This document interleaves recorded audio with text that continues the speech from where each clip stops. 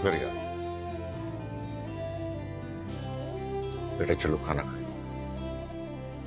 मुझे भूख नहीं है। लेकिन बेटा मुझे तो बहुत भूख लगी है, चलो मेरा साथ दो। अच्छा भाई तुम सैंडविच ले लेना, उसके बाद तुम्हें मेडिसिन भी लेनी है। मेडिसिन? कौन सी मेडिसिन? तुम्हारी मेडिसिन। हाँ वो मेडिसिन, उसे तो मैंने उठा के कचरे में फेंक दिया। क्या कचरे में फेंक दी? वाई जरिया? Because I don't like it. क्यों जरिया? तुम अपनी बीमारी से लड़ना नहीं चाहते? ये बीमारी नहीं है, मौत है।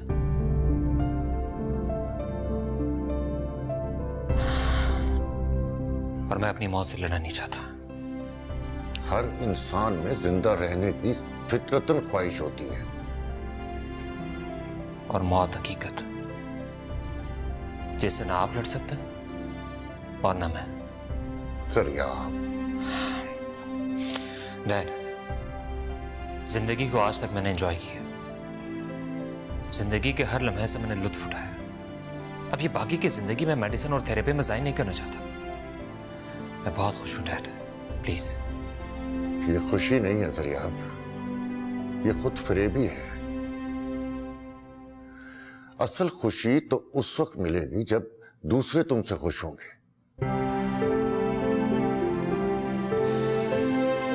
चले खाना खाते हैं।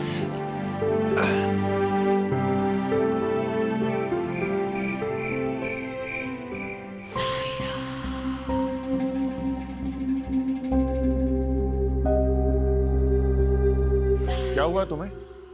ऐसे क्यों लेटी हो? कुछ नहीं हुआ, प्लीज मुझे अकेला छोड़ दे। मुझे किसी से कोई बात नहीं कर रही। मेरा बीपी हाई हो रहा है, मैं नॉर्मल नहीं हूँ। इस घर में कुछ भी नॉर्मल नहीं है। जानती हो जरिया आपने क्या किया? क्या किया? उसने अपनी तमाम मेडिसिन उठाकर कूड़े में फेंक दिए। वो अपनी बीमारी से लड़ना नहीं चाहता, मरना चाहता है वो। और तुम यहां लेटी भी हो। तो मुझ पे नाराज क्यों हो रहे हैं आप? जाएं सुहानी को बुलाएं, बचाए आके आपके बेटे को। सुहानी को घर से निकालकर तुमने सब कुछ तबाह कर दिया है। एक वही थी जो जरियाब को जिंदगी की तरफ लौटा सकती थी। मैंने वलीद साहब कुछ नहीं किया। अगर वो लड़की इतनी अच्छी थी तो शादी से पहले उसे पूरी सूरत हाल बता देनी थी ना। क्यों छुपाया आपने उससे? इस सूरत हाल के जिम्मेदार आप हैं। आप सब कुछ आपकी वजह से हो रहा है। जरियाब की डेथ कैंसर की वजह से नहीं, तुम्हारी वजह से होगी सायरा, तुम्हारी वजह से। मेरी वजह से? जी क्या कह रहे हैं वलीद साहब? इस घर को मैंने 20 साल दिए, खिदमत की है आपकी, और जरियाब को पाल पोस कर बड़ा किया। और उस लड़की ने पता नहीं आपके कानों में ऐसा क्या भर दिया। मेरी 20 साल की मेहनत, रियाजत उसने एक लम्हे में मिट्टी में मिला दी है। मैं अपना सब कुछ छोड़ के आई थी आपकी खातिर। मुझे क्या मिला? सिर्फ इल्जाम, रुसवाई। तुम्हें सब कुछ इस घर में मिला है, इज्जत, दौलत, स्टेटस। क्या था तुम्हारे पास? एक गरीब शौहर जिससे तुम छुटकारा हासिल करना चाहती थी। मेरा बीपी हाई हो रहा है, खुदा के वास्ते चले जाइए यहाँ से। मुझे सुकून चाहिए बस। मुझे भी सुकून चाहिए जो इस कमरे में नहीं मिलेगा मुझे।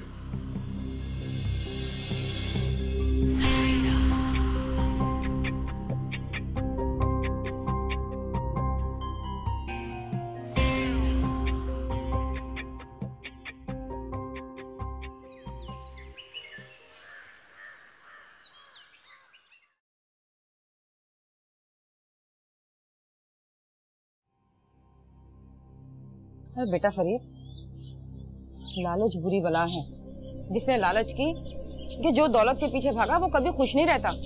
मैं भी तो अब पैसे के पीछे ही भाग रहा हूँ अम्मा। अरे बेटा तेरी बात थोड़ी कर रही हूँ, तुम तो मेहनत कर रहा है, मेहनत। ये तो मैं उस सकीना की बात कर रही हूँ। मैं तो पूरी रात सुहानी के बारे में सोचता रहा हूँ। कैसी किस्मत है बेचारी की। मामू और मोमानी तो बहुत परेशान होंगे। अरे बेटा, जो अपनी बेटी का रिश्ता बड़े घर में जोड़ता है ना, वो कभी खुश नहीं रहता। और सुन, तू अभी काम पे जाएगा ना, जाता जाता जरा मुझे अपने मामू के यहाँ उतार दियो। अब तू क्या करेगी वहां जाके अम्मा? करना क्या है, मैं तो सिर्फ ये देखना चाहती हूँ वहां जाकर कि अपनों को छोड़कर गैरों से क्या सुख पा लिया उन लोगों ने। तो नाश्ता करके आती हूँ।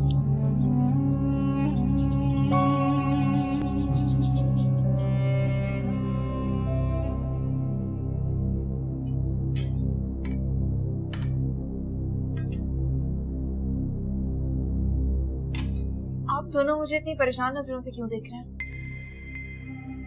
नहीं, ऐसी तो कोई बात नहीं बेटा। ऐसी ही बात है। मैं आप दोनों के लिए परेशानी लेकर आ गई हूँ, इसीलिए बैठी हुई बुरी लग रही हूँ। नहीं, कैसी बातें कर रही सुहानी? नहीं, ऐसी बात तुम गलत सोच रही हो। अबू, मैं बिल्कुल गलत नहीं सोच रही हूँ।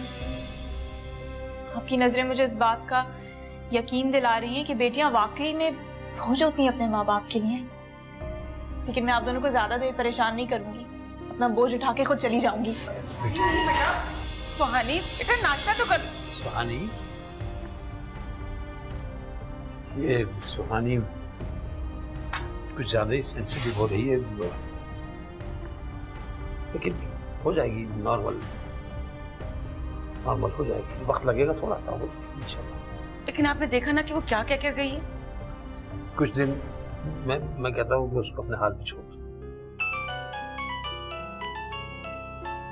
मैं जी बेटा। राहिला, वालेकुम अस्सलाम। राहिला बेटा, तुम थोड़ी देर के लिए घर आ सकती हो?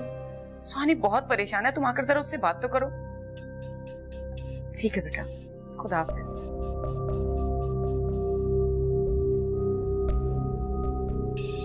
अरे आप तो नाश्ता कर लें। नहीं, बस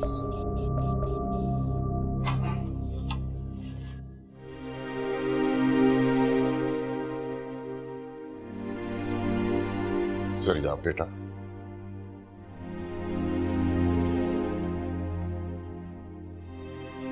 खुद को संभालो, अपनी बीमारी से फाइट करो इस यकीन के साथ कि तुम ठीक हो जाओगे। और वो जो मैं स्टिचिंग प्लांट लगा रहा हूं ना, उसको तुम खुद रन करोगे मेरी तरह। You will be A business tycoon my son. Business tycoon और मैं? डैड, हम मुझे किन ख्वाबों से फैला रहे हैं?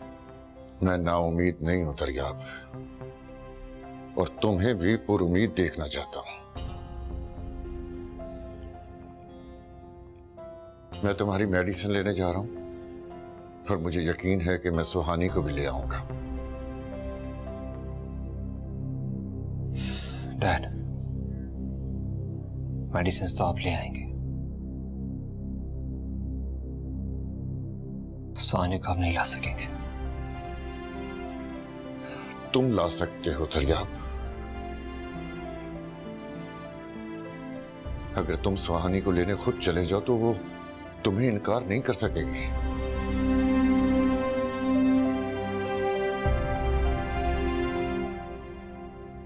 सकीना, मुझे पता है मेरा आना तुम्हें जरा अच्छा नहीं लगा, मगर सुहानी का सुना तो मैं रह ना सकी। आपको किसने बताया? मुझे ताहिरा ने सब कुछ बता दिया है। बहुत अफसोस हुआ मुझे सुनकर, कितना बड़ा धोखा दिया उन लोगों ने हमें। अब आप हमारा तमाशा देखने के लिए आई हैं? हमदर्दी की आड़ में हमारे जख्मों पर नमक छिड़कने के लिए आई हैं आप? नहीं नहीं सकीना, मैंने तुम्हारी बातों का बुरा नहीं माना। तुम्हें इतना बड़ा दुख मिला है, मैं तो तुम्हारा दुख बांटने आई हूँ।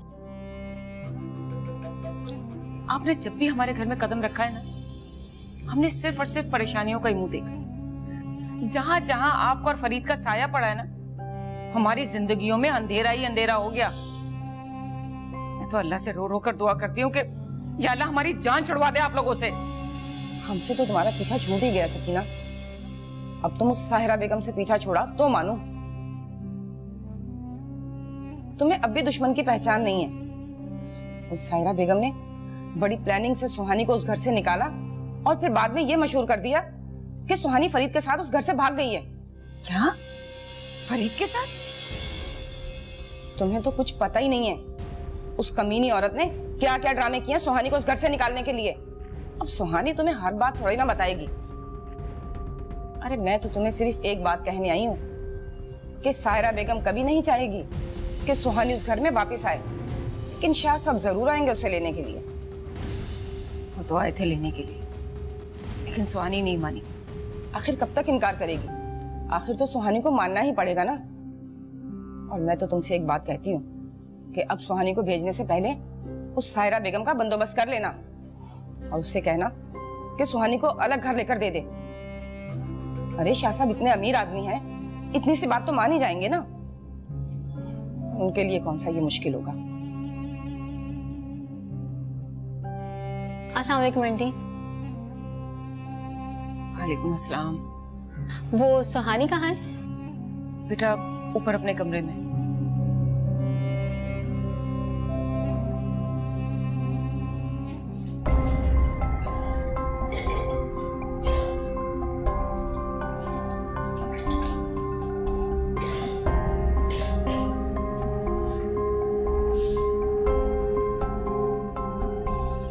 सुहानी कहाँ हो तुम? सुहानी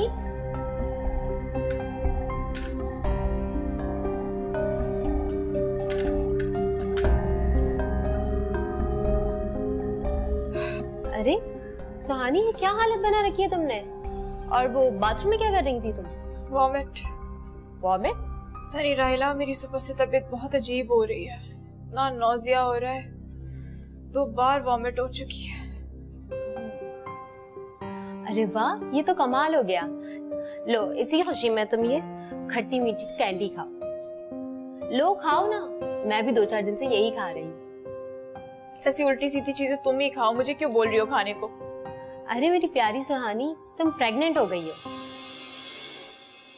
राहिला सुहानी के घर पे गई है, जरूर वहां से कोई अच्छी खबर लाएगी। अब तो ऐसा कर, जल्दी से फ्रेश हो जा और नए कपड़े पहनकर मुझे दिखा। तुम क्या चाहते हो? अच्छी खबर के लिए तो तैयार होकर बैठो। अबे अच्छे से बैठेगा तो अच्छी खबर आएगी ना। जिस तरह तू अभी बैठा है तो वाकई कैंसर का मरीज दिख रहा है तू। वो तो मैं हूं, तुझे बता चुका हूं। मुझे पता है, लेकिन जो चीज तेरे इख्तियार में नहीं है उसकी टेंशन तू क्यों लेता है? देख मैं तुझे यकीन से कहता हूं, अगर तू खुश रहेगा ना तो ये कैंसर वैंसर यूं भाग जाएगा। चल अब जल्दी कर और चल कर शावर ले, वरना क्या? वरना फिर ये होगा कि मैं बाथरूम में जाऊंगा, वहां से बाल्टी भरूंगा और आऊंगा यहाँ पर तेरे सर पर डाल दूंगा पूरी की पूरी, समझा? और मैं तुझे गोली मार दूंगा। अबे चल यार, उठ, चल उठ। चलो मैं फ्रेश होकर आता हूँ। कमान कमान, गेट अप, जल्दी आजा। ये मेरा शेर। आंटी मुझे सब बता चुकी हैं सुहानी, और ये सब सुनने के बाद मेरी यही ओपिनियन है कि तुम्हें वो घर इस तरह छोड़कर नहीं आना चाहिए था। तो और मैं क्या करती राहिला?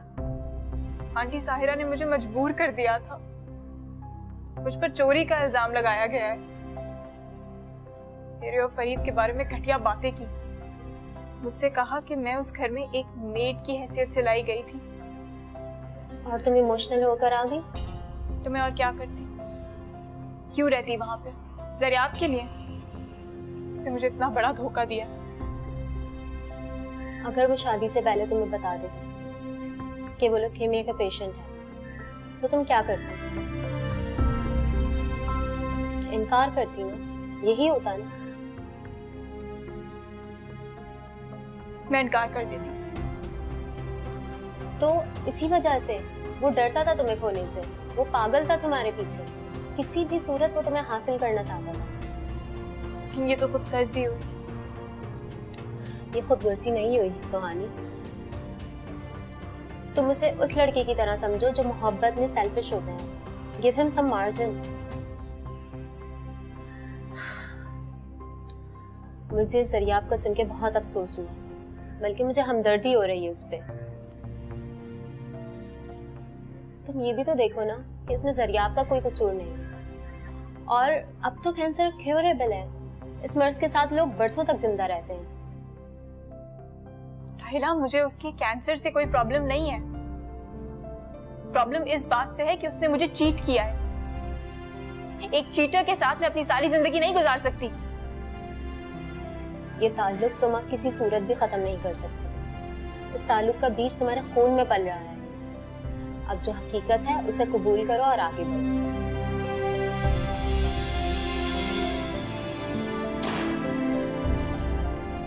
अरे आंटी, मिठाई ले आई ना। मिठाई? हाँ, सुहानी माँ बनने वाली है। She is pregnant.